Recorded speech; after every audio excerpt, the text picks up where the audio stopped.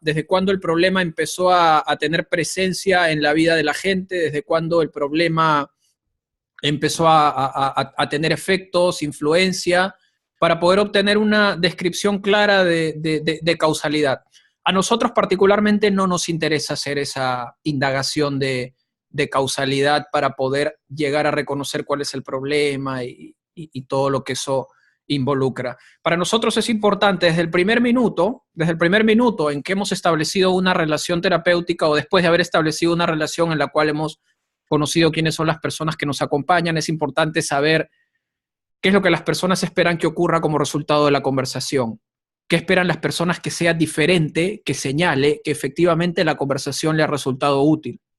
Y allí pueden empezar a ver definiciones del tipo: me gustaría estar más tranquilo, me gustaría estar más tranquila, me gustaría poder sentir que soy realmente feliz, me gustaría poder tener una mejor relación de pareja, me gustaría poder tener una mejor relación con mis hijos. Y esa primera respuesta marca lo que para nosotros supone empezar a definir un destino en la terapia. Para mí particularmente esto es algo muy parecido al proceso en el que uno, o a la indagación que uno empieza a desarrollar cuando uno quiere irse de vacaciones. Cuando uno decide irse de vacaciones porque se acabó el semestre académico, hemos estado 6 meses metido en la universidad, metido en el aula, y toca el periodo de vacaciones y uno dice: quiero irme de vacaciones y quiero viajar. ¿Qué es lo primero que tiene que definir para poder desarrollar todo este proceso? ¿Qué es lo primero que se define para poder tomar unas buenas vacaciones? A ver, ¿quién me responde? ¿Quién me ayuda con eso? El destino. El destino, exactamente. Ustedes pueden decir: oye, ya está, me voy a Perú. Quiero ir a Perú. Perú es mi destino. Perú es mi destino. Es un buen punto de partida saber hacia dónde uno quiere ir, porque a partir de saber que quieres ir a Perú, puedes empezar a tomar una serie de decisiones. Por ejemplo, ¿voy a Perú en avión o voy a Perú en bus? ¿Voy a Perú por aire o voy a Perú por tierra? ¿Qué hay entre mi ciudad y la ciudad de Lima, que es mi destino? ¿Qué ciudades hay? ¿Hay algo interesante por conocer? ¿Podría yo viajar haciendo diferentes paradas por diferentes estaciones? ¿O prefiero tomarme un vuelo y aterrizar directamente en la ciudad de Lima en 3 horas y media? Eso marcará mi primera toma de decisiones. Cuando vaya a Lima, quiero alojarme me voy a alojar en la casa de un amigo o una amiga, me voy a alojar en un hotel, voy a rentar un departamento en Airbnb, voy a hacer couchsurfing. ¿Qué voy a hacer? Cuando vaya a Lima, ¿qué lugares quiero visitar? ¿Me interesa la cuestión cultural o me interesa más bien la cuestión urbana o me interesa más bien la noche o me interesa más bien comer? Ya saben que hay mucha gente que viene a Perú a comer, no viene a conocer sitios, sino hay mucha gente que viene a hacer turismo gastronómico. Entonces, uno, cuando empieza conociendo cuál es el destino, uno puede empezar a tomar decisiones concretas sobre qué es lo que uno está deseando que ocurra como resultado de la conversación. En qué está deseando uno como consultante que la terapia pueda tener impacto. Eso permite que uno tome el control y la responsabilidad de lo que haga con su propia vida, y eso permite que uno también pueda ir monitoreando y pueda ir sabiendo cómo es que va alcanzando progreso en la terapia. ¿Ok? Entonces, no es una pregunta fácil, es una pregunta que ya hemos visto, hay que vencer ciertas timidez, hay que romper el hielo con eso. Bueno, les contesto la primera pregunta: ¿por qué elegí esta terapia? ¿Por qué la elegí? La elegí porque particularmente es una terapia, en principio yo creo que muy respetuosa, y porque va a contracorriente también de todas las disciplinas terapéuticas, y va a contracorriente de muchos de los enfoques más tradicionales. Yo reconozco a este enfoque terapéutico es, en principio, haberse posicionado allí frente a frente con el discurso dominante de la psicopatología, con la idea de que para poder hacer terapia, o la aproximación que vas a tener a una persona cuando hace psicoterapia, está mediada por la psicopatología, está mediada por teorías de la personalidad, y está mediada por una distinción entre lo que es un comportamiento aparentemente normal de lo que es un comportamiento anormal. Entonces, esa situación fue, digamos, lo primero que a mí me gustó. Yo, cuando estaba en la universidad, como ustedes, yo tenía prácticas en las que me sentaban con una niña o con un niño en un albergue y me daban 5 minutos para hacer una definición diagnóstica. Entonces, toda la indagación que yo tenía que hacer en la conversación con ese niño o esa niña tenía que estar direccionada hacia yo tener que descubrir qué de patológico tenía esa persona, qué andaba mal en su vida, qué funcionaba de una manera, qué funcionaba de una manera peligrosa, qué funcionaba de una manera fuera de lo normal. Y empezar a construir ese tipo de relación con un niño o una niña a quien no conoces y con la que te presentas como un tremendo extraño, me resultaba una situación crítica. Yo creo que si algo tiene este enfoque que es muy interesante es, en principio, aceptar la particularidad que hay en la vida de cada persona y lo diverso de este mundo. Moverse en la diversidad, aceptar la diversidad como una oportunidad. Hay mucha gente que asume la diversidad, por ejemplo, de un salón de clases como ustedes, como una limitación más que como una oportunidad. Un profesor podría pararse frente a ustedes y decir, wow, tengo chicos y chicas tan distintos y tan diferentes. Tengo a alguien allí a quien le gusta el color amarillo, tengo una chica al que le gusta el color verde, tengo otra chica, hay 2 chicas a las que les gusta vestirse de rayas, hasta 3, por ahí veo a alguien que tiene bufanda también de rayas. Tengo por ahí una chica que está con el termo probablemente sirviéndose mate a cada momento, entonces, qué terrible debe ser este salón de clases, ¿no? Preferiría un salón en donde todos vistan de amarillo, preferiría un salón homogéneo, preferiría un salón en el que nadie estuviera tomando absolutamente nada y todos y todas estuvieran escuchándome de la misma manera. Pero eso no ocurre en el universo de la vida, en el mundo de la vida eso no ocurre. En el mundo de la vida todos hemos tenido un crecimiento y ese crecimiento ha generado una contingencia tan distinta y tan diferente que pretender que todo el mundo represente o se inscriba en un molde es contractual, es absurdo, es estúpido, es ilógico. Entonces, algo que te permite este enfoque terapéutico es aceptar eso, la diversidad. Y que en la diversidad cada persona ha conformado una cultura propia, una cultura donde uno es capaz de poder reconocer conocimientos particulares, donde uno puede ser capaz de reconocer habilidades, recursos, fortalezas e incluso la posibilidad de llegar a la consulta ya practicando lo que en algún momento se podría estar convirtiendo en una solución o en una historia alternativa y al margen del problema. Algo que me ha permitido descubrir esta práctica es eso, de que todas las personas tienen siempre una respuesta a la pregunta con la que llegan a consulta. El desafío está en que estas personas no han tenido la oportunidad de poder conversar con alguien que se haya interesado por visibilizar esa respuesta, ¿no? Como la mujer que le dice al esposo, oye, me voy a terapia, voy a hacer terapia, me voy a ver con un psicólogo. Y el esposo le dice, ¿por qué te vas a ir a terapia y por qué te vas a ir a ver a un psicólogo siendo que tú sabes más que el psicólogo de tu propia vida? Y la mujer le responde, sí, yo sé más que el psicólogo sobre mi propia vida, pero ese psicólogo tiene las preguntas necesarias para yo poder acceder a eso que sé de mi vida que me va a resultar útil. Entonces, esto también te permite, de alguna manera, yo creo que el estar cada vez más involucrado en conversaciones que están orientadas hacia la solución, hacia la construcción de soluciones y no hacia el problema, termina por también ofrecerte y facilitarte a ti como profesional de mucha protección para muchas de esas cosas de las que normalmente se habla en las disciplinas profesionales. El burnout, por ejemplo, ¿no? De que, claro, a mí me preguntan, oye, ¿cómo llegas a casa después de haber estado toda la tarde en consulta? ¿Cómo llego a casa? Llego a casa con muchas ganas de hablar de lo que he hecho ese día porque probablemente ha sido un día fantástico. Oye, pero no llegas cargado de problemas, no llegas cargado de cosas así que te hacen ya no querer escuchar más a nadie. No, porque la calidad de mis conversaciones es lo que finalmente va a definir la calidad de mi propia vida.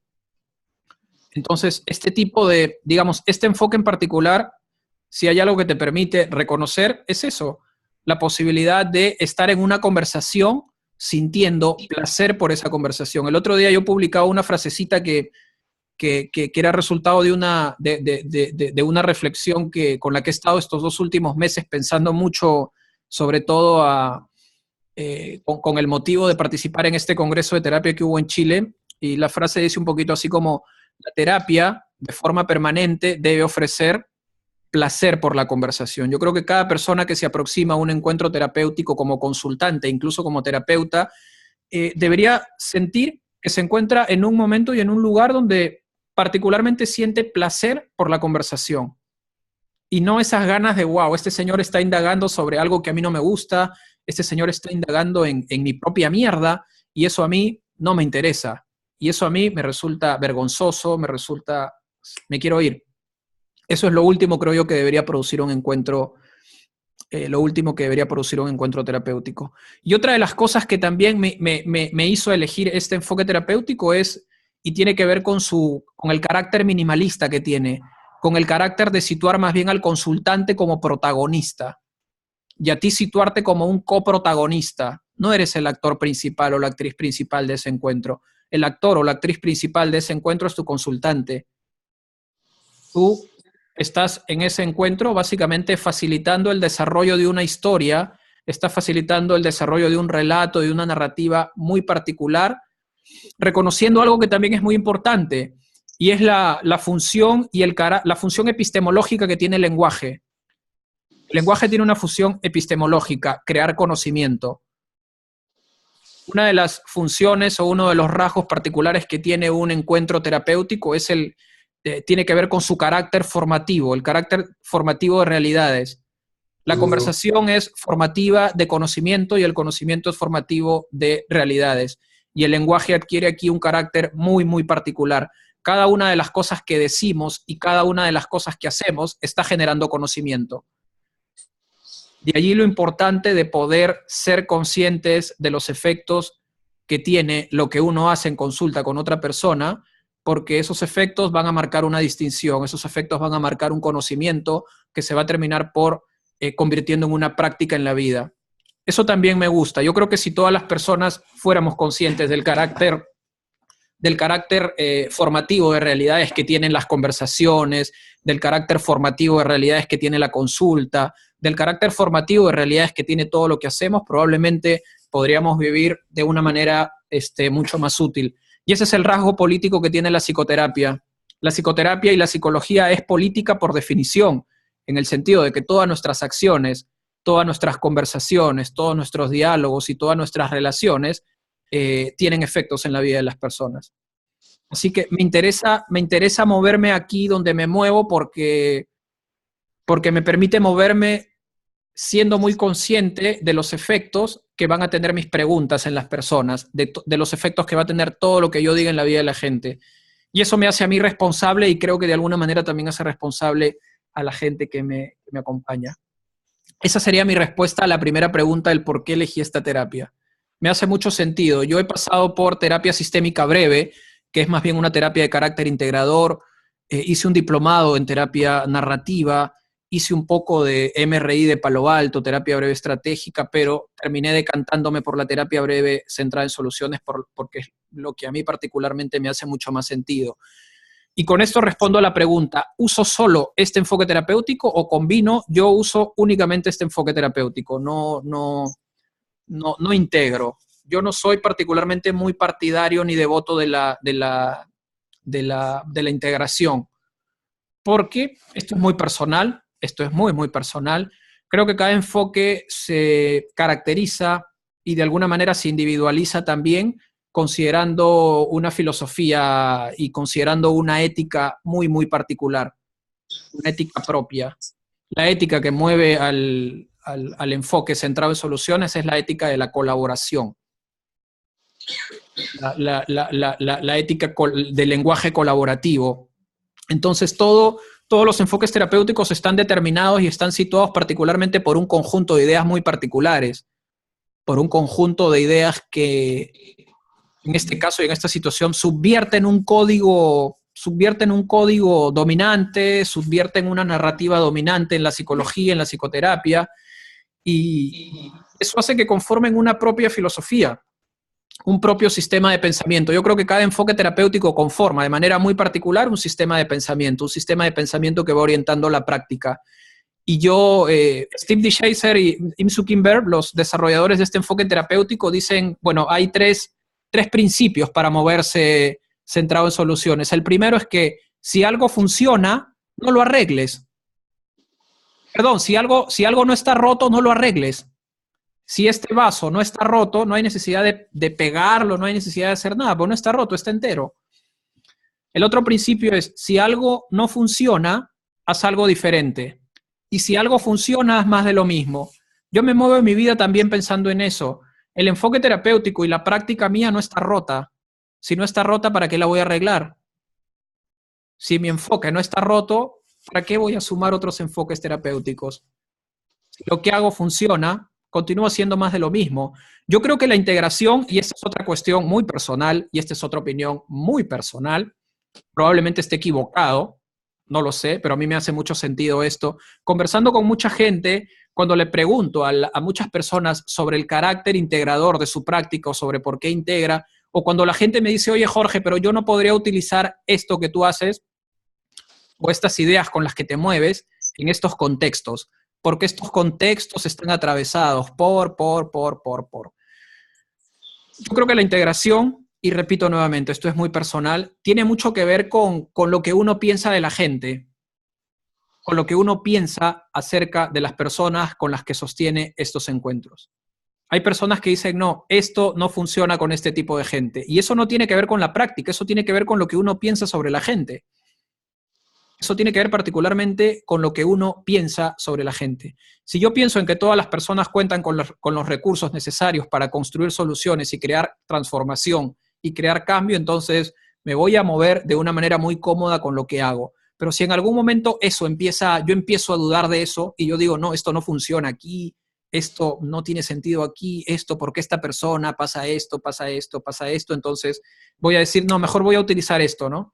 Yo he visto muchas tesis, no muchas, no, estoy exagerando. He llegado a ver incluso alguna vez una tesis donde decía el uso de la terapia breve centrada en soluciones en el problema de tal depresión, supongamos. Y he visto ya dentro de la tesis que se llega a utilizar, por ejemplo, como técnica integrada a la terapia breve centrada en soluciones, la técnica de la silla vacía. Entonces uno se pregunta qué tiene que ver una cosa con la otra, ¿no? ¿Qué tiene que ver una cosa con la otra? O particularmente, ¿cómo das cuenta que si de pronto lo que está funcionando en ese proceso es la silla vacía? Entonces deja de ser una práctica que está enfocada en soluciones y pasa a convertirse en una práctica gestáltica. Entonces, es un poco peliagudo todo este tema, pero particularmente tiene que ver un poco, creo yo, o bastante, con lo que uno piensa de las personas, con la confianza y la fe y la esperanza que uno deposita particularmente en cada encuentro. Y con esto paso a responder la siguiente pregunta, que me parece una pregunta muy bonita, la de si es posible desarrollarla con todas las personas. Y me parece una pregunta muy bonita y me parece una pregunta muy, muy humana, porque generalmente las personas no preguntan de si es posible desarrollarla con todas las personas. Las personas generalmente preguntan, ¿esta terapia funciona con todos los problemas? ¿Esta terapia funciona con todas las patologías? Y es una pregunta que no se puede responder, porque uno no trabaja desde la psicopatología, por lo tanto es difícil responder a si esto funciona cuando uno está siendo informada por la psicopatología, porque esta es una terapia que fue definida en su momento como una terapia ateórica, es decir, que no cuenta y no trabaja paralelamente a una teoría psicopatológica, una teoría de la personalidad, y mucho menos informada por los manuales diagnósticos como el DSM o el CIE. Es una terapia ateórica, es no normativa, porque no es una terapia que se aproxime considerando que existe un modo único de vivir o un modo más funcional o una manera estructurada de conformar una familia. Es ateórica, es no normativa y está determinada siempre por el consultante, porque es el consultante quien define el objetivo y las metas terapéuticas, y es el consultante quien decide hacia dónde queremos ir. Entonces, desde ese punto de vista, si se puede desarrollar esto con todas las personas, sí. ¿Por qué razón? Porque trabajamos con personas, no trabajamos con problemas. Si ustedes me dijeran, hey Jorge, ¿esto se puede trabajar en una situación de esquizofrenia? Yo diría que no, porque no trabajamos con esquizofrenia. ni trabajamos con esquizofrénicos. Trabajamos siempre con personas. Y en la medida que uno sea capaz de aproximarse siempre pensando que trabaja con personas, ya esa relación empieza a tener otro sentido y empieza a tener otro carácter mucho más humano. Y lo que esperamos configurar cuando configuramos relaciones terapéuticas es configurar relaciones humanas. Relaciones y encuentros únicos donde podamos privilegiar las diferencias, donde podamos privilegiar la unicidad y donde podamos ser capaces de respetar lo que tiene la otra persona en lo que la hace distinta. Respetar a esa persona en lo que la hace distinta a mí. Si la pregunta es si se puede desarrollar con todas las personas, sí. Sí se puede, porque trabajamos con personas. Y es un principio muy interesante. Trabajamos con personas, no con problemas. Un amigo mío, un psiquiatra argentino, un amigo mío, Raúl Quizamás, que es psiquiatra que vive él en Posadas, en la provincia de Misiones, él decía, cuando aparece el diagnóstico, desaparece la persona. Cuando aparece la patología, desaparece la persona. Así que tienes que hacer una elección muy sencilla. O trabajas con la persona o trabajas con el diagnóstico. Yo, particularmente, prefiero trabajar con personas. Jorge, ¿te puedo hacer una pregunta? Puedes hacer varias preguntas. En relación a eso, resulta interesante porque nosotros vimos inicialmente un poco la cuestión histórica con el MRI. Esto es un salto importante de diferencia, ¿no? El hecho de que se hable de persona, no de sistema. ¿Acercaría más a la terapia centrada a soluciones a una visión humanista que a una visión sistémica? Y eso sería ya una diferencia puntual con el MRI, por ejemplo, más allá de que tenga relación el inicio con el MRI. Yo quiero aquí tener, digamos, pensar mucho si digamos, introducir esto en una categoría humanista, en el sentido de que existe un conjunto de terapias que se conocen como terapias humanistas. Pero cuando se han hecho investigaciones de microanálisis de conversaciones y microanálisis de comunicación, se ha dado cuenta que hay mucha diferencia entre lo que hacemos con las terapias humanistas. Se han hecho análisis de conversaciones, de microanálisis de conversación en terapias humanistas y, por ejemplo, en estas terapias hay presencia de connotación negativa, de lenguaje negativo, y hay presencia también de un cambio en el discurso. Nosotros en terapia consideramos que es muy importante considerar el lenguaje del consultante como un lenguaje, como el lenguaje que va a ser el lenguaje que nos va a permitir construir marcos de referencia y nos va a permitir relacionarnos, ¿no? En terapia breve centrada en soluciones se toma mucho del lenguaje del consultante y las devoluciones que hace el terapeuta tratan de ser lo más originales y lo más cerca a la originalidad de lo que se ha dicho. No hay mucho, digamos, hay una seducción permanente en la conversación y hay una seducción permanente en el campo de la terapia. Es el verse seducido por hacer una interpretación, por interpretar. Interpretar es una categoría muy, muy, muy seductora en el campo de las conversaciones, no solamente en el de la terapia. Nosotros, antes que interpretar, preferimos indagar. Y para poder hacer indagaciones, nos interesamos mucho por movernos con el lenguaje del consultante. Y claramente las investigaciones señalan que hay enfoques humanistas en los que se toma muy poco de lo que dice la gente. Y más bien cuando el terapeuta hace una devolución, esa devolución está relacionada más bien con lo que el terapeuta ha construido por dentro de su cabeza. Pero te diría que sí, fíjate que la terapia breve centrada en soluciones, o la idea de sus creadores, era replicar lo que se estaba haciendo en Palo Alto, replicarlo en Milwaukee. Recordemos que Steve DeShazer e Im-Soo Kim Baer, que fueron dos de los desarrolladores principales de este enfoque, estudiaron en Palo Alto, con Paul Watzlawick, con John Wickland, con toda esta gente que inició toda esta revolución en el campo de la psicoterapia, que se transformaría después cuyas ideas se tomarían después para fundar la terapia sistémica. Im-Soo Kim Baer fue discípula de John Wickland. Steve DeShazer era vecino del MRI. Él vivía a unas cuadras del MRI de Palo Alto y era muy amigo de John Wickland. Él visitaba el MRI porque le interesaba todo, tenía mucha curiosidad intelectual por saber qué era lo que pasaba allí. Cuando le preguntaron ¿por qué no formaste parte del equipo?, él decía, no, ese equipo estaba completo, no había lugar para uno más. Y en Palo Alto él conoce a la que se convierte en su esposa, Im-Soo Kim Baer, y se mudan a Milwaukee, de donde eran originarios, trabajadores sociales. Es curioso es curioso y es necesario mencionar que los desarrollos más vanguardistas y más desafiantes en el campo y las transformaciones más interesantes en el campo de la psicoterapia han venido de trabajadores sociales, no de psicólogos o psicólogas. Y esto un poco para señalar a la pregunta de ¿solo los psicólogos pueden tener acceso a esto? Yo no creo que los psicólogos tengan ningún privilegio de nada, ¿no? Hay que despercudirse y hay que tratar de rechazar cada vez más los privilegios que se nos dan. Se nos llena, la cultura nos llena de muchos privilegios a nosotros. Deberíamos mantenernos cada vez más alejados de todos esos aparentes privilegios.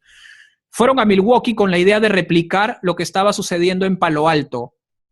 ¿Okay? Ellos fueron a Milwaukee con la idea de imitar lo que habían aprendido en Palo Alto.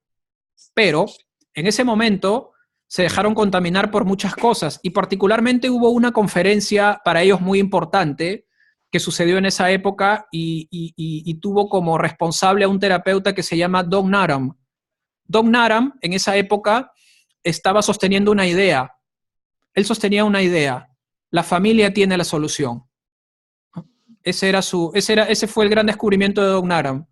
Fíjense que la revista Family Process le rechazó a Doug Naram el artículo La familia tiene la solución. Para que vean un poco, mucha gente está como que adelantada a su época. Mucha gente hace descubrimientos que en el contexto de la época son totalmente absurdos. A Doug Naram le publicaron ese artículo en el año 2002, si no me equivoco. O sea, se lo publicaron casi 20 años después de que el tipo estuviera dando conferencias señalando que la familia tiene la solución. Es decir, la familia siempre llega a la consulta portando el conocimiento que se necesita para poder llevar la vida que están deseando. Lo único que tiene que hacer uno como terapeuta es interesarse por lo que está haciendo la familia que funciona. Parece ser que esa conferencia permitió al equipo de Milwaukee dar un giro tremendamente importante en el desarrollo de su trabajo.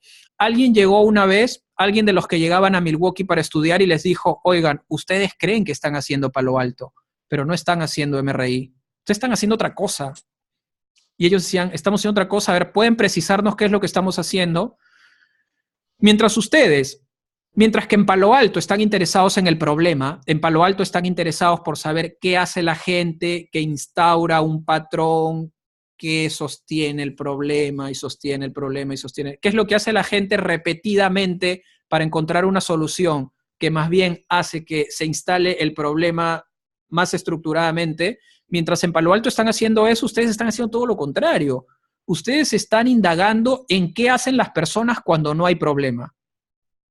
Ustedes están interesándose por saber qué hace la gente cuando no hay problema, cuando está viviendo al margen del problema. Entonces el equipo de Milwaukee dijo, entonces si en Palo Alto están interesándose en el problema, ¿estaremos acaso interesándonos nosotros en la solución? Y decidieron ponerle Solution Focus Brief Therapy, terapia breve centrada en soluciones. Ellos descubren esto porque, claro, estaban trabajando una vez con una familia que no señalaba cambio. Ya iban como 6, 5 sesiones y la familia no señalaba cambio. Y a uno de ellos se le ocurre, oye, ¿y si le pedimos que no cambien y que más bien conserven todo lo que están haciendo bien? ¿Qué tal si le pedimos a esta familia que en lugar de cambiar, para la siguiente sesión traigan una lista de cosas que no quisieran cambiar? Y la sorpresa fue que a la siguiente sesión la familia llegó con una larga lista cada miembro de todas las cosas que no querían cambiar. Entonces el equipo descubre que al margen del problema, las personas nos la estamos pasando por momentos muy bien. Que al margen de haber sido diagnosticados con una depresión, hay momentos en nuestra vida en que nos levantamos mucho mejor. Hay días en los que decidimos levantarnos con una actitud completamente distinta y esa actitud completamente distinta va determinando acciones que nos alejan de las acciones que se relacionan con el problema. Y empezaron a interesarse en eso. Empezaron a utilizar una pregunta que llamaron la pregunta de cambio pretratamiento.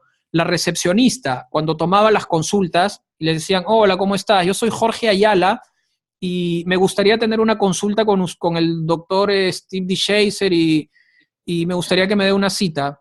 La recepcionista les decía, ok, mira, te vamos a dar una cita, hoy estamos sábado, te vamos a dar una cita para el siguiente sábado y queremos que entre hoy y el siguiente sábado usted se fijara y tomara nota de todas las cosas que empiezan a ser distintas como resultado de haber pedido la consulta. Lo primero que le va a preguntar Steve es ¿qué ha ido mejor desde el momento en que levantó el teléfono y pidió la consulta? Así que nos gustaría que usted esté muy atento a eso.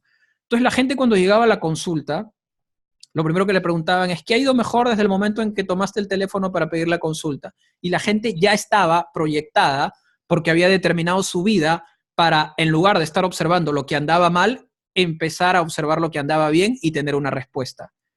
Eso lo que hacía era abreviar completamente la terapia, porque si tú empiezas ya habiendo dado una prescripción de que fíjate y observa las cosas que van bien, porque es lo primero que te vamos a preguntar, claramente llegas con una disposición y con una construcción de la realidad totalmente distinta a aquella si te dijeran, oye, lo primero que te voy a preguntar es cuál es el problema que te trae aquí, ¿no?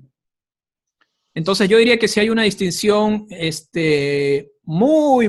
una distinción que empieza siendo probablemente muy pequeñita, pero con el paso del tiempo termina a ser una distinción muy grande en relación con la terapia del MRI.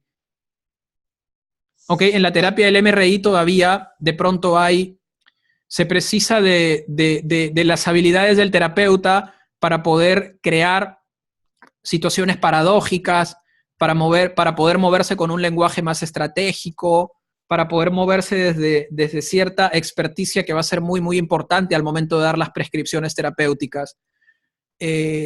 Para nosotros no, es mucho más sencillo porque consideramos que lo que hay que sugerir o lo que hay que prescribir, si queremos utilizar la palabra prescripción, no es más que aquello que las personas ya están haciendo y que lo están haciendo muy bien.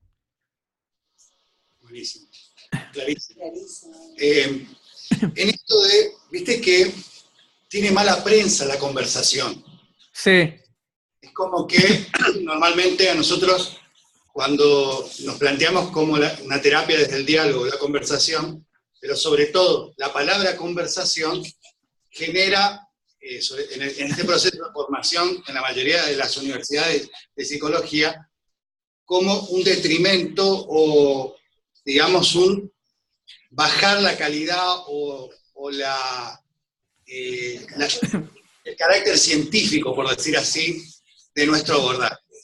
¿Cómo, cuando nos preguntan, por ejemplo, desde este lugar, ¿es lo mismo esta conversación, esta forma de conversar, que una forma de conversar en la vida cotidiana? Yo diría que no. Yo diría que todas las conversaciones están siempre siendo intencionadas. Aunque no lo sepamos, cuando nos aproximamos a crear una relación en la vida cotidiana con cualquier persona, eso que vamos a construir o eso que nos va a informar para poder construir una relación con esa persona, todo eso está atravesado por muchas ideas. Los seres humanos estamos atravesados por discursos. Nuestros cuerpos, nuestras mentalidades, nuestras subjetividades están siempre atravesadas por ciertos discursos, por epistemologías y por paradigmas y particularmente por una ética. Todos actuamos conformando una ética. Que no nos demos cuenta, no lo sepamos o no nos hayan dicho eso, es otra cosa. Pero cuando estamos conformando una relación, estamos conformando esa relación atravesados y atravesadas por muchos discursos, por discursos hegemónicos, por discursos dominantes que han sido compartidos en nuestra trayectoria habitual por nuestra familia, por papá, por mamá, por nuestros compañeros del salón de clase, por nuestros maestros, por mucha gente. Y esa aproximación que tenemos siempre hacia una persona en una conversación va a estar determinada por una intención. Nuestra intención, particularmente en terapia, nuestra intención y nuestro interés está por descubrir qué hay en esa persona que puede facilitar el tránsito hacia una vida más deseada. O sea, partimos pensando que cada persona que nos visita en consulta nos visita porque particularmente está deseando algo y hay que descubrir cuál es ese deseo. Y una vez que descubrimos ese deseo, hay que confiar en que las personas han estado en algún momento de su vida muy cerca a vivir como están deseando. Y hay que descubrir cuándo y cómo y con quién y con quiénes y de qué manera, utilizando qué estrategias, qué conocimientos, qué habilidades y qué recursos, porque una vez que eso se visibiliza, va a ser mucho más fácil para las personas hacer ese tránsito. Yo diría que la vida cotidiana, las conversaciones en nuestra vida cotidiana, yo creo que están más atravesadas por el lenguaje del problema.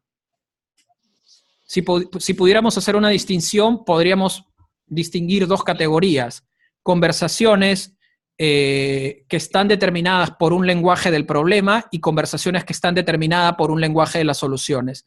Las conversaciones cotidianas están culturalmente determinadas por el lenguaje del problema. Oye, ¿qué te pasó? ¿Por qué estás así? ¿Qué te pasó? ¿Quién te hizo esto?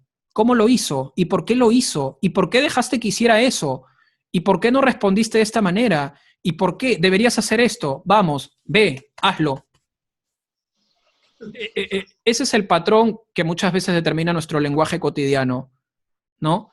Si nos entregan la libreta de notas de nuestros hijos o de nuestras hijas, y en esa libreta, aquí las calificaciones van del 0 al 20, no sé cómo van en Argentina. Del 0 al 10. Del 0 al 10, ok.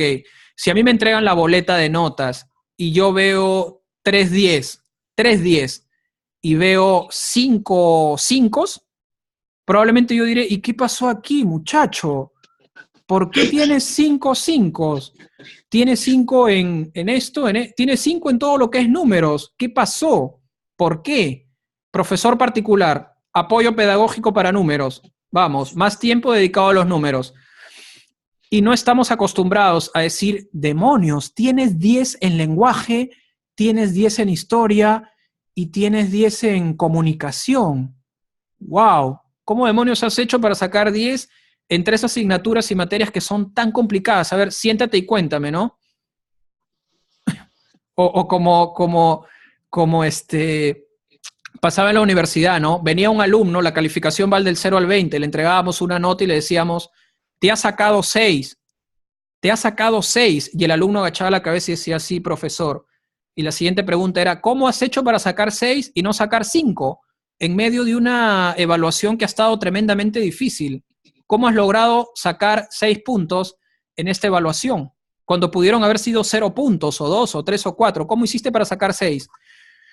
Bueno, profesor, la verdad es que no estudié mucho. La verdad es que esos 6 puntos los obtuve de haber estudiado 10 minutos antes de entrar a la evaluación afuera en el pasillo, conversando con un compañero. ¿Te resultó útil conversar con el compañero y la compañera para sacar estos 6 puntos en la evaluación? Sí. ¿Cómo se te ocurrió eso? Porque pudiste haber llegado directamente al aula de clase y pararte frente al examen sin saber absolutamente nada. ¿Cómo lo hiciste? Bueno, me junté con la amiga que yo sé que siempre estudia y a la que le resulta más fácil explicar. Le dije, oye, en 5 minutitos podrías explicarme un poquito cómo va esto, porque sé que esa va a ser pregunta del examen y al menos si puedo resolver esa pregunta, puedo sacar un 6. Todas esas acciones te están mostrando recursos, conocimientos, habilidades, capacidades. A nosotros nos interesa mucho más enfocarnos en eso, porque sabemos que este 6, con una buena conversación, podría convertirse después en un 8 y podría convertirse después en un 11, en un 12, en un 15, hasta, si todo sale bien, poder llegar a un 20. Entonces, yo creo que la diferencia tiene que ver en reconocer que hay un lenguaje del problema y hay un lenguaje de las soluciones. Hay una conversación que está dominada por el problema y hay una conversación que está determinada por historias alternativas al problema, historias al margen del problema. Y esa es una distinción tremendamente importante que hay que hacer. Fíjate, hay una disciplina, llamémosle, que tiene que ver con el análisis del discurso y el análisis de las conversaciones en psicoterapia. Y es una disciplina o una herramienta creada por Janet Babelas. Janet Babelas es una de las creadoras, junto a Václavic y al equipo de Palo Alto, de la famosa teoría de la comunicación humana. Janet Babelas ha dedicado años de estudio a saber qué es lo que funciona en el campo de la psicoterapia y particularmente qué es lo que hace que una conversación se distinga de otra. Y ella tiene una herramienta que se llama el microanálisis de la comunicación en psicoterapia. Ellos han tomado extractos de 6 minutos, 7 minutos de conversaciones en terapia central de soluciones, de conversaciones en terapia psicoanalítica, de conversaciones en cognitivo-conductual, para ver qué diferencia cada una de ellas. Y hay mucha investigación sobre lo que supone la conversación en un aspecto, hay mucho sobre la comunicación humana y la conversación en un aspecto macro, teórico, pero también hay mucha investigación sobre lo que son las conversaciones en el campo del microanálisis. Y una de las maneras más sólidas de poder responder a esta pregunta o esta suposición de que las conversaciones que desarrollamos son conversaciones que no generan absolutamente nada y no se distinguen de las conversaciones cotidianas, eso está referido en esas investigaciones. Si hay una conversación, yo diría que hay una conversación, lo que hace mucho sentido a las personas cuando empiezan a estudiar esto es el carácter humano que tiene. Si hay algo que hace mucho sentido a la gente y hace que decida seguir una práctica que esté informada por todas estas ideas muy asociadas con la posmodernidad y con el postestructuralismo, es esta libertad de poder sentirse humano o humana en el encuentro. Hay prácticas que deshumanizan, hay prácticas que son deshumanizadoras, hay prácticas en psicología que reproducen permanentemente abuso y crueldad. La psicología no es inocente, el lenguaje no es inocente, el lenguaje está siempre intencionado y la psicología también está intencionada. Así como la psicología puede tener efectos útiles en la vida de las personas, también puede tener efectos tremendamente desastrosos y categorizantes en el campo de la vida. Entonces hay que saber hacer esta distinción. Parecen ser conversaciones cotidianas. Yo diría que no son conversaciones cotidianas, son conversaciones humanas. Humanas utilizando lo que define, digamos, la categoría de humanidad con la que se mueve Humberto Maturana, ¿no? Para definir esto de la biología del amor. Amar es reconocer al otro como otro legítimo en convivencia con uno. La conversación es también eso. Yo creo que no hay acto más amoroso que el acto de la conversación. Una conversación es subversiva cuando se configura como una relación de carácter amoroso.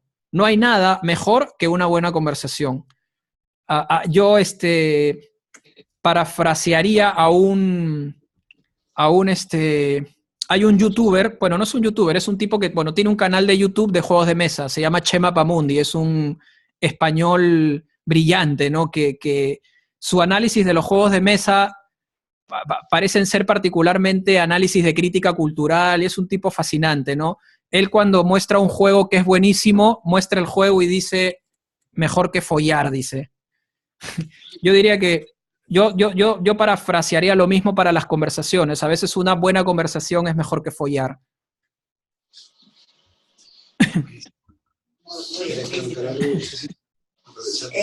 No, yo quería saber por ahí qué pensás del camino de Onalon, cuando se habla un poquito, que justo estuvimos trabajando eso con los alumnos, como que hay una estructura de seguimiento muy fuerte, pero hay algunas pequeñas diferencias, pero no la parte académica, sino tu opinión. Sí, yo ya no he seguido mucho su trabajo. Bueno, sí, digamos, lo que sé de O'Hanlon lo sé porque me envía, estoy suscrito a su lista de correo electrónico y por ahí tengo alguna comunicación que me permite de alguna manera saber cuál es la actualidad de su trabajo, pero creo que es un trabajo más integrador, ¿no? Es un trabajo que integra algunos recursos de otros enfoques estratégicos, ¿no? Cuando utiliza las paradojas y todo este tema, y algunos también, algunas ideas y recursos de la terapia narrativa. Pero, sí, claro. Y de Carl Rogers también tiene algo. Sí, me imagino, sí. Él formó parte del desarrollo en Milwaukee digamos, el desarrollo germinal de este enfoque con Michelle Winner Davis. Anduvieron por allí muy de cerca de Milwaukee y después decidieron hacer su propio, bueno, O'Hanlon decidió hacer su propio trabajo, denominar a su propio modelo como el de las posibilidades, si no me equivoco, el terapia de posibilidades, y empezó a desarrollar un trabajo más personal, ¿no? Pero claro, ahora, el enfoque centrado en soluciones ha tenido también una evolución muy interesante. Y yo creo que el tema de la, no sé, es otra opinión personal muy mía, ¿no? Yo creo que en Latinoamérica, de alguna manera, el tema de la integración también tiene que ver con el hecho de contar con pocos libros traducidos al español de cada uno de los enfoques terapéuticos, ¿no? El conocimiento es muy limitado. Hay personas que todavía practican la terapia breve centrada en soluciones interesándose en el problema, en cuáles son los efectos del problema, en qué contexto se desarrolla el problema, porque todas esas categorías forman parte de la primera etapa de desarrollo del modelo centrado en soluciones, que está muy cercano al del MRI. Claro. Entonces, los primeros libros de Steve DeShazer y los únicos libros publicados al español son libros que dan cuenta de un trabajo muy, muy aproximado al del MRI de Palo Alto. Pero después de esos libros hay cientos de libros. Todos los años se publican varios libros de terapia breve centrada en soluciones que dan cuenta de cada una de las transformaciones y de las innovaciones que también se han hecho en el campo de la psicoterapia. Entonces, es importante, bueno, lo que facilita esa aproximación es el lenguaje y el idioma, particularmente el inglés, ¿no?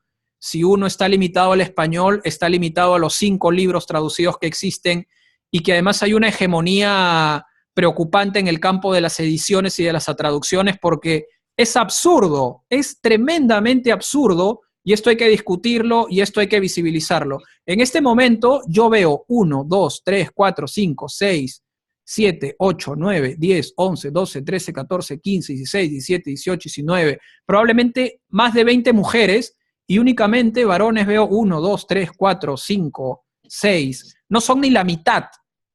No son ni la mitad. Y me parece tremendamente injusto que las decisiones editoriales estén particularmente centradas en producciones de hombres.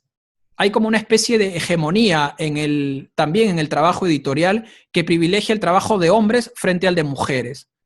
Steve DeShazer decía, todo lo que he aprendido de mi trabajo lo he aprendido haciendo terapia a mi esposa, Insoo Kim Baer. Él siempre decía eso. Si quieren saber aún mucho más de mi pensamiento y quieren saber mucho más de esto, vean el trabajo de mi esposa. Su esposa publicó 21 libros. Insoo Kim Baer fue una tipa tremendamente hiperactiva. El trabajo centrado en soluciones ella lo amplió, no solamente al campo de la terapia, lo amplió al campo de las escuelas, el trabajo en escuelas, el trabajo en organizaciones con coaching, el trabajo en sistemas de protección al menor, el trabajo con niños, niñas y adolescentes, el trabajo, particularmente, Insoo tiene 4 libros que están dedicados al trabajo en consumo problemático de drogas y alcohol. Pero lamentablemente solo tenemos un solo libro traducido al español y en coautoría con Scott Miller, lo que puede hacer suponer que ese libro ha estado traducido por la presencia de Scott Miller más que la presencia de Insoo Kim Baer. Pero Insoo tiene 21 libros brillantes, y solamente uno traducido frente a los 4 libros traducidos de Steve DeShazer, ¿no? Y si tuviéramos que hacer una distinción entre el trabajo de Steve y el trabajo de Insoo, particularmente el trabajo de Insoo lo supera tremendamente, pero es absurdo, ¿no? O sea, no entiendo yo mucho de estas decisiones. Hay que considerar que también el trabajo de desarrollo de la terapia breve centrada en soluciones ha sido un trabajo de aproximación a construir una teoría desde la práctica. Ellos lo que hacían era estar todo el día haciendo terapia y grabando las sesiones. Y lo que hacía Steve era, al término del día, cuando se acababan las sesiones, tomar videos y empezar a ver qué estaban haciendo sus colegas. Y de lo que hacían sus colegas, empezar a escribir y empezar a desarrollar una teoría del cambio que tenía muchísimo que ver con lo que descubrían en la consulta. O sea, es una teoría que se descubre y se desarrolla desde la práctica. No es al revés. Generalmente muchos de los desarrollos prácticos provienen en principio de una teorización que se baja al campo de la práctica. Aquí es al revés, de la práctica a la teoría. En esto que vos hacías mención, Jorge, vemos como que qué importante la posición del terapeuta, la cosmovisión del terapeuta, para después hacer la pregunta, para no quedarse en el problema, pensar desde las posibilidades, digamos, ¿no? Sí. Las posibilidades. ¿Cómo vendría a instalarse la cuestión de las escalas en el abordaje? Las escalas suponen... Las escalas, o el uso de escalas, está informado particularmente por una ética muy, muy singular, la que señala que todas las personas estamos haciendo siempre algo mejor. Las personas estamos siempre haciendo algo para afrontar el problema. Las personas estamos ofreciendo siempre resistencias. Y las escalas surgen y aparecen inicialmente como una herramienta que nos ayuda a situar el progreso en la psicoterapia, o sea, el progreso del proceso terapéutico.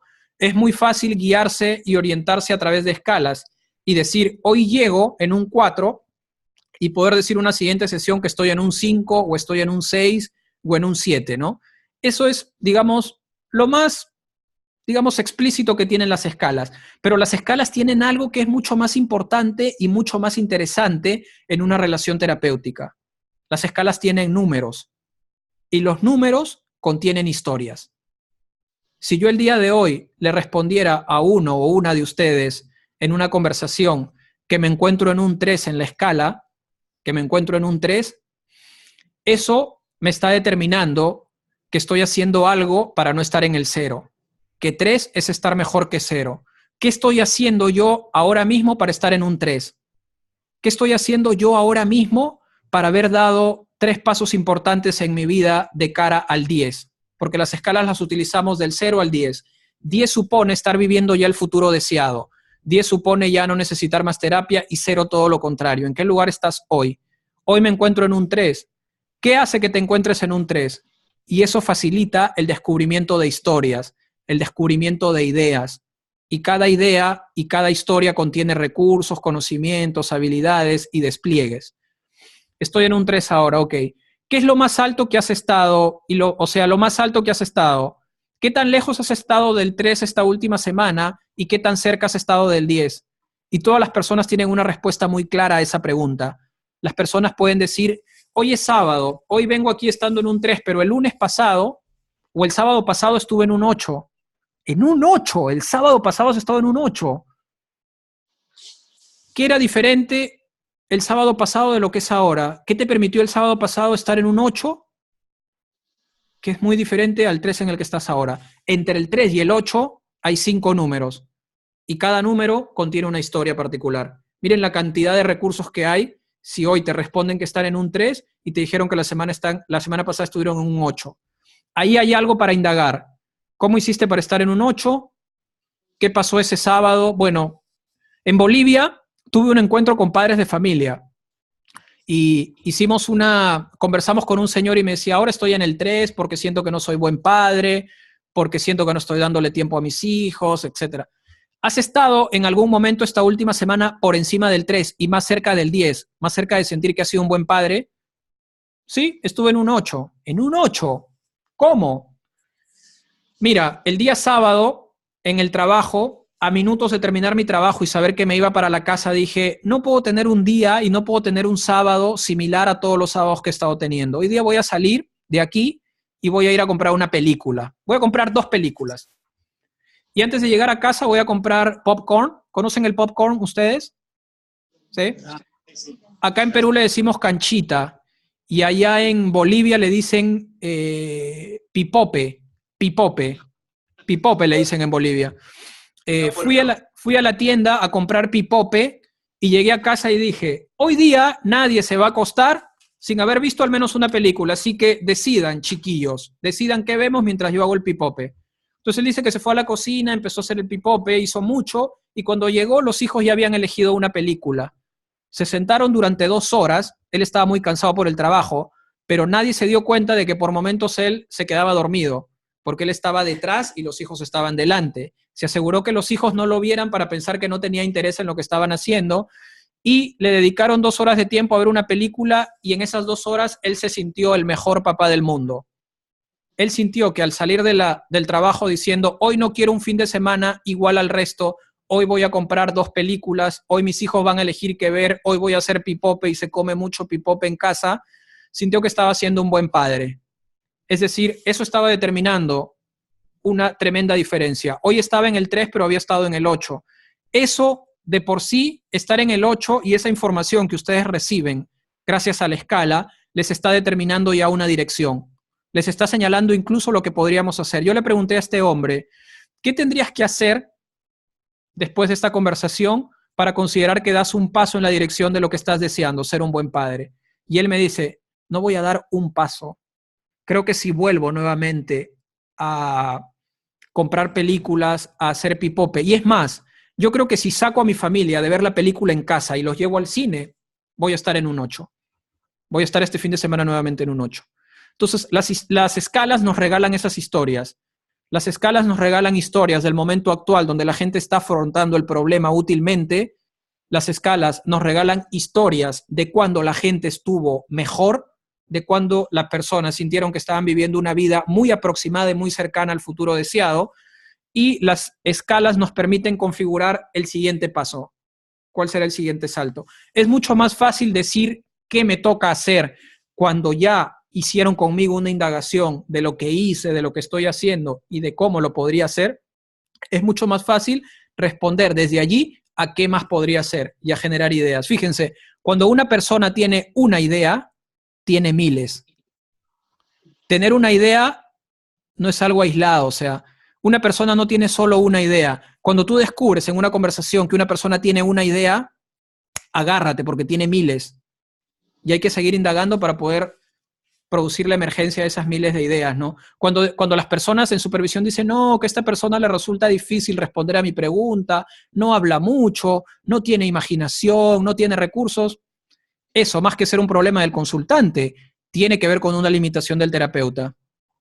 Es muy fácil para los terapeutas hacerse responsable por los éxitos de la terapia y es muy fácil responsabilizar al consultante por los traspiés o por los atascos. Yo diría que siempre lo que ocurra con una conversación y una relación terapéutica es responsabilidad del terapeuta, no del consultante. No existen clientes o consultantes resistentes o poco o ineficaces. Lo que existen son terapeutas poco colaboradores. ¿Alguna pregunta, chicos? ¿Algo más que...? ¿Cómo hacen? Sí, eso. Hoy habíamos presentado preguntas y una fue cómo se iniciaba la terapia, que la dijiste al principio, y cómo se hacían los cierres en estos casos, porque generalmente puede ser que en una sola sesión se solucione todo, ¿o no? Sí. O sea, hay cierre. ¿Hay cierre? ¿Cómo serían los cierres, digamos? Ya, buena pregunta. Antes de responder esa pregunta... Vuelven los pacientes. Sí. Antes de responder esa pregunta, quisiera preguntarle si esta conversación les está resultando útil y les está haciendo sentido. Sí. Sí, estamos digamos, estamos en una buena dirección a considerar que esta ha sido una reunión útil. Sí. Sí, perfecto. El otro día yo estuve en una escuela, me llamó una mamá y me dijo, oye, la psicóloga está deseando conversar contigo sobre lo que está pasando con Mateo, ¿no?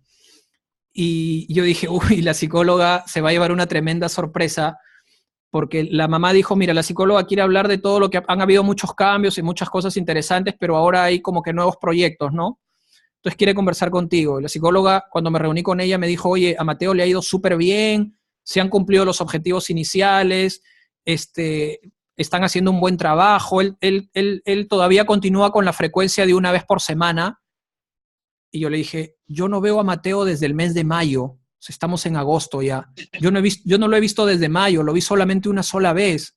Solamente fue suficiente una sola conversación para que él haya desarrollado todo lo que usted está señalando ahora. No ha sido necesario verlo una vez por semana.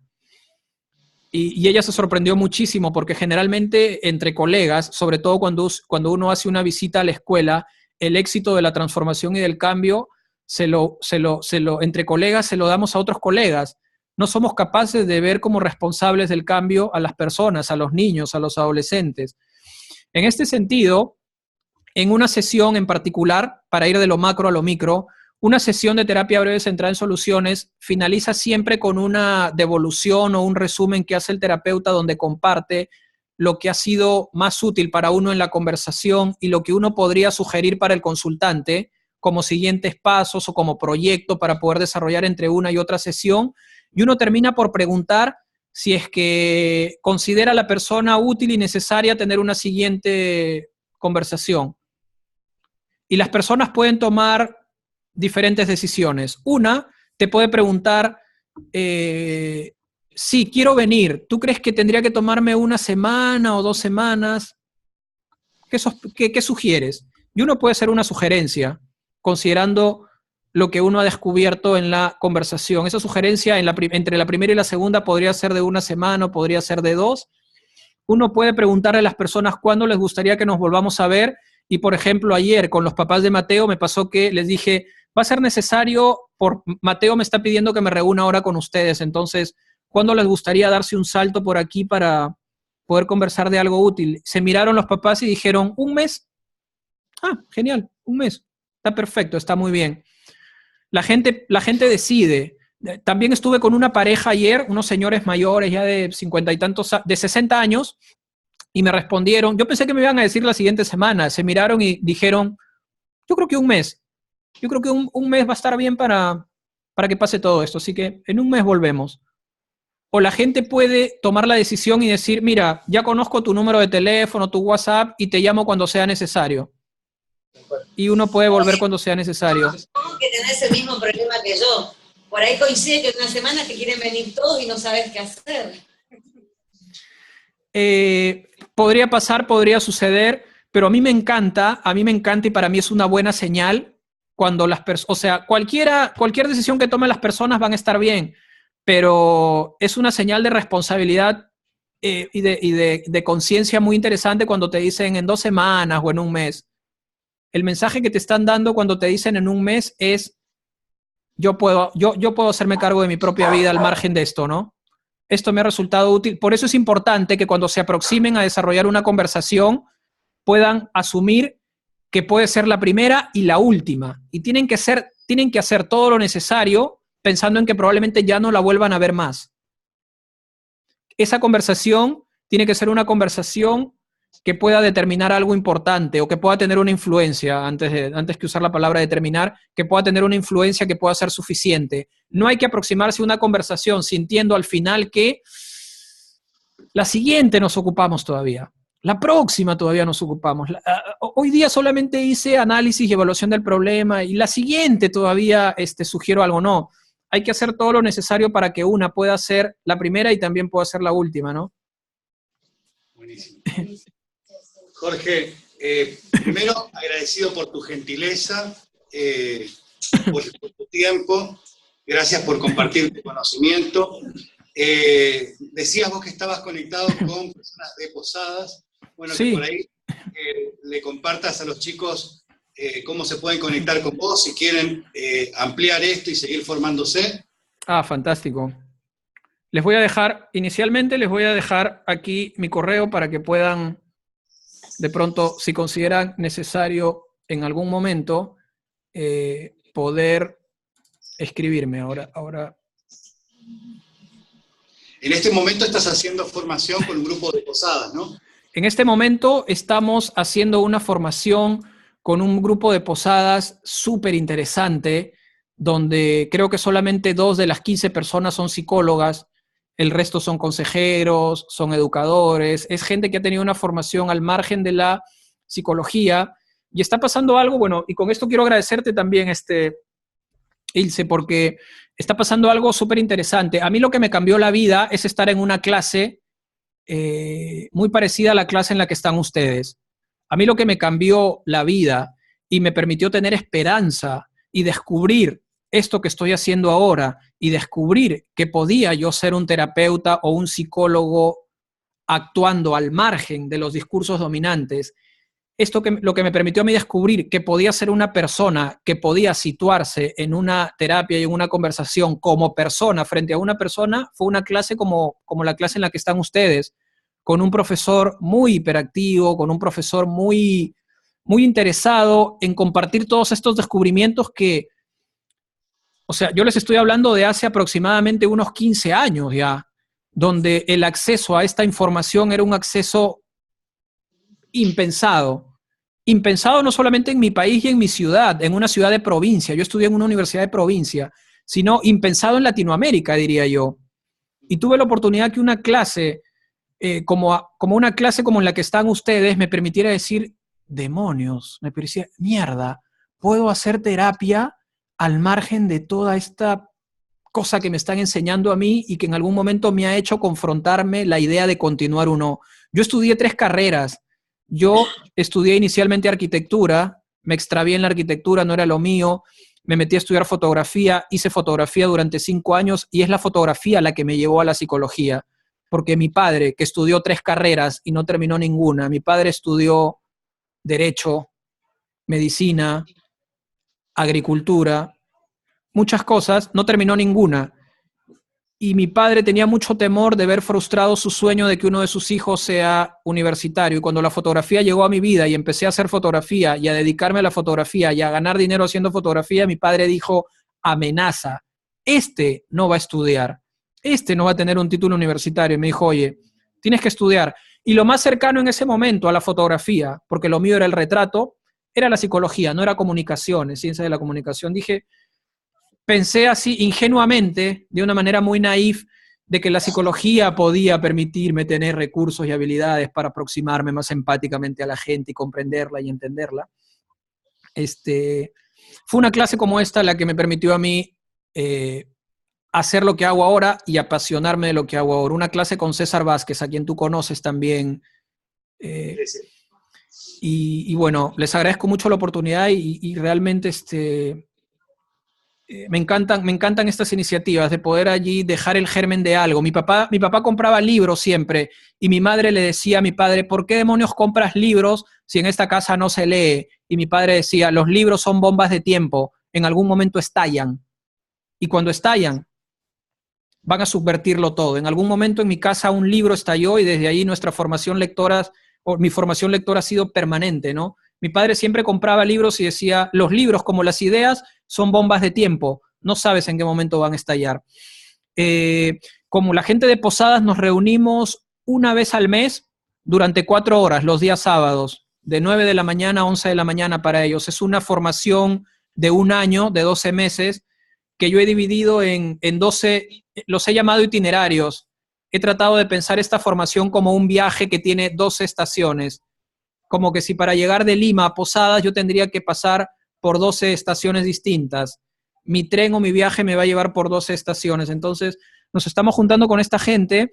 Raúl Quizamás, que es quien está coordinando esto en Posadas, es un psiquiatra de 60 años que encontró en este enfoque algo que también le terminó por transformar completamente la práctica.